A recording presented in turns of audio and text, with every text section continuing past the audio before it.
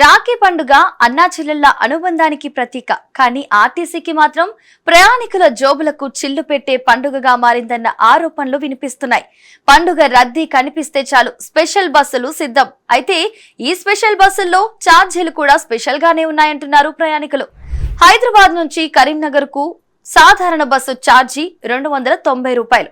కానీ రాఖీ పండుగ రద్దీ పేరుతో అదనంగా 100 నుంచి 150 వరకు వసూలు చేస్తున్నారంటూ ప్రయాణికులు ఆవేదన వ్యక్తం చేస్తున్నారు. మెట్రో డీలక్స్ స్పెషల్ బస్సుల్లో అయితే ఏకంగా 400 వరకు ఛార్జీ వసూలు చేస్తున్నారని చెబుతున్నారు. నా పేరు జ్ఞానేందర్. నేను హైదరాబాద్ జూబ్లీ బస్ స్టాండ్ నుంచి కరీంనగర్ పోతున్నా రాఖీ పండుగ సందర్భంగా. నేను ఏంటంటే రెగ్యులర్ గా నేను ట్రావెల్ చేస్తా ఉంటాను Hyderabad to Karimnagar. Normal bus charge super లగ్జరీకి 300 రూపాయలు. ఈ రోజు వచ్చేసి 400 రూపాయలు ఛార్జ్ చేస్తున్నారు ఆల్ ఆఫ్ సడన్ గా. సూపర్ లగ్జరీ బస్సుల్లో పరిస్థితి మరింత భారంగా ఉందంటున్నారు. అంతేకాదు బస్సు ఎక్కిన తర్వాత కూడా ఛార్జీల లెక్క మారుతోందన్న ఆరోపణలు వినిపిస్తున్నాయి.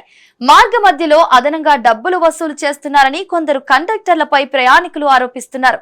ఇలా రాఖీ పండుగ పేరుతో స్పెషల్ బస్సులు, ఆ స్పెషల్ బస్సుల పేరుతో స్పెషల్ ఛార్జీలు.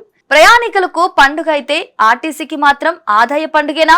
రద్దీని క్యాష్ చేసుకోవడం వరకు ఓకే, కానీ ప్రయాణికుల జేబులనే క్యాష్ కౌంటర్ గా మార్చడమేంటని ప్రశ్నిస్తున్నారు. ఇప్పటికైనా ప్రభుత్వం మారాలని, ప్రయాణికులకు భారం తగ్గించాలని కోరుతున్నారు.